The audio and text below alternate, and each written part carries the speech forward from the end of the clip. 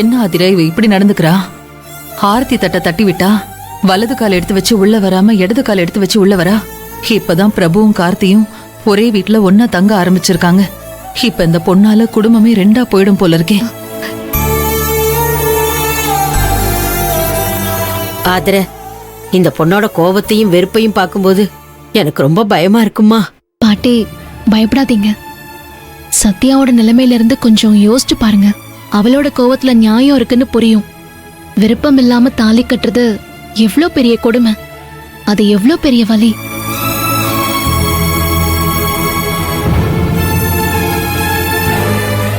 அவளோட மனசு கடல்ல சுனாமி வந்த மாதிரி கொந்தளிச்சிட்டு இருக்கு. அது தானா ஓயும், தானா அடங்கும். இப்ப அவ பண்றதெல்லாம் யாரும் பெருசா எடுத்துக்காதீங்க. அது சரி ஆதிர, ஸ்டேஷன்ல இந்த பொண்ணு என்ன சொன்னா? அவளோட விருப்பத்தோட தான் கார்த்தி தாலிய கட்டினான்னு சொன்னால.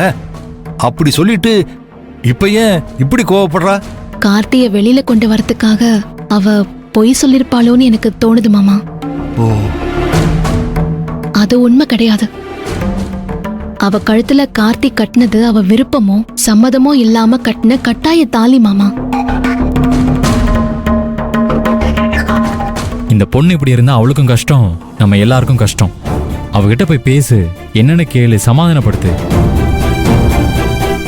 போ ஆதிர.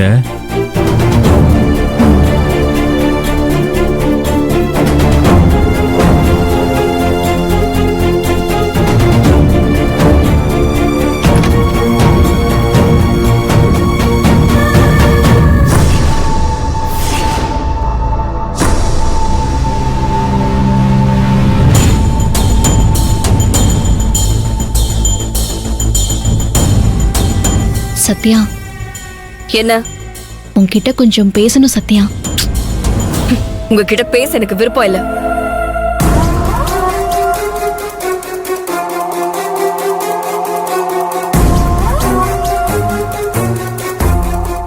நீ எதுவும் பேச வேணாம் சத்யா. நான் பேசுறது கொஞ்சம் காது கொடுத்து கேட்டா போதும். என்ன கேட்கணும்?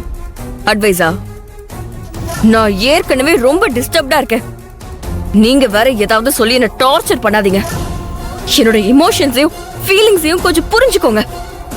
பேசாம போயிடுங்க. உன் எமோஷன்ஸையும் ஃபீலிங்ஸையும் நான் புரிஞ்சுக்கலன்னு நினைக்கிறியா? நான் மட்டும் இல்ல, இங்க இருக்கிற எல்லாருமே அதை புரிஞ்சுக்கிறோம், அதை மதிக்கிறோம். சும்மா சொல்லாதீங்க. என் மனசு தெரிஞ்சிருந்தா, என் நிலைமை புரிஞ்சிருந்தா ஆரத்தி எடுக்கிறேன்னு அந்த தட்டை கொண்டு வந்து என் முகத்துக்கு முன்னாடி நீட்டுவீங்களா? வலது கால் எடுத்து வச்சு வான்னு சொல்லி சம்பிரதாயத்தை சொல்லுவீங்களா? இப்ப என்ன, விளக்கேத்தி பால் பழம் சாப்பிடணுமா?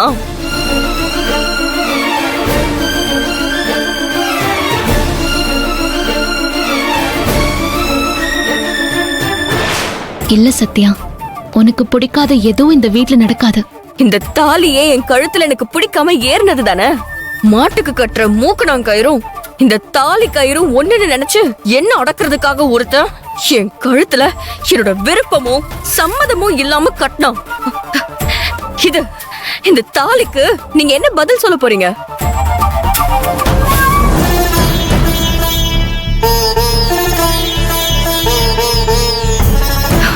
சொல்லுங்க. நீ என்கிட்ட என்ன பதில் கேக்குற சத்யா? இந்த தாலிக்கான பதிலும் தீர்வும் உன்கிட்ட தானே இருக்கு. உன் முன்னாடி 2 வழி இருந்துச்சு. அந்த 2 வழியையும் உனக்கு எடுத்து சொல்லி நீ அதுல எந்த வழியில போறன்னு நீயே முடிவு பண்ணிக்கொண்டான நான் போலீஸ் ஸ்டேஷன்ல சொன்னேன். கார்த்தி உன் கழுத்துல கட்டாய தாலி கட்டினதுக்கு தண்டனையா? அவன் மேல நீ கம்ப்ளைண்ட் கொடுத்திருந்தனா அவன் ஜெயிலுக்கு போயிருப்பான். ஆனா நீ அப்படி பண்ணலையே சத்யா. அவன் மேல கம்ப்ளைண்ட் கொடுக்கலன்னு நீதான் முடிவெடுத்த. உன்னோட முடிவை தான் நாங்க எல்லாரும் ஏத்துக்கிட்டு உன்னையும் அவனையும் இந்த வீட்டுக்கு கூட்டிட்டு வந்தோம். இங்க பாரு, நான் திரும்பவும் சொல்றேன், இது உன்னோட முடிவு, நீ எடுத்த முடிவு. அந்த முடிவுக்கு நாங்க எல்லாரும் உதவியா இருப்போம், அவ்வளவுதான். எது உதவி? இப்படி ஆரத்தி எடுக்கிறதா? ஆரத்தி எடுத்தது ஒரு சம்பிரதாயம், அதுல என்ன சத்யா தப்பு இருக்கு? இந்த தாலியே சம்பிரதாயத்தின் படி என் கழுத்துல ஏறலன்னு நான் சொல்லிக்கிட்டு இருக்கேன். இந்த தாலி உன் கழுத்துல எப்படி எந்த சூழ்நிலையில ஏறி இருந்தாலும் சரி, எப்ப நீ இதை ஏத்துக்கிட்டியோ அதுக்குண்டான சடங்கையும் சம்பிரதாயத்தையும் நீ செஞ்சுதான் ஆகணும். அதுக்காக நீ கோவப்படுறதுல எந்த அர்த்தமும் இல்ல சத்யா. நான் கம்ப்ளைண்ட் கொடுக்காம அவன் கூட இங்க வரதுக்கு ஒத்துக்கிட்டதும் நான் உண்மையிலேயே அவன் கூட வாழ ஒத்துக்கிட்டேன்னு நினைச்சீங்களா? அது இந்த ஜென்மம் இல்ல, இன்னும் எத்தனை ஜென்மம் எடுத்தாலும் அது நடக்காது.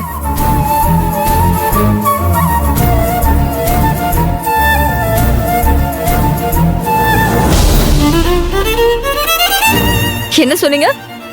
எனக்கு முன்னாடி 2 வழி இருக்கா? அதுல ஏதாவது ஒரு வழியை நான் சூஸ் பண்ணிக்கணுமா? அப்படி பண்றதுக்கு நான் என்ன முட்டாளா? நீங்க சொன்ன அந்த 2 வழியுமே நான் செலக்ட் பண்ணல. 3ஆவதா ஒரு வழியை தான் நான் செலக்ட் பண்ணிருக்கேன். அது என்ன வழின்னு தெரியுமா? நான் அவன் மேல கம்ப்ளைண்ட் கொடுத்திருந்தா என் விருப்பமோ சம்மதமோ இல்லாம என் கழுத்துல தாலியை கட்டினதுக்காக அவனுக்கு 5 வருஷமோ இல்ல 7 வருஷமோ தண்டனை கிடைக்கும். ஆனா எந்த தப்பும் செய்யாத எனக்கு அது வாழ்நாள் தண்டனையா இருந்திருக்கும். நான் தான் அதை சொன்னேனே சத்யா.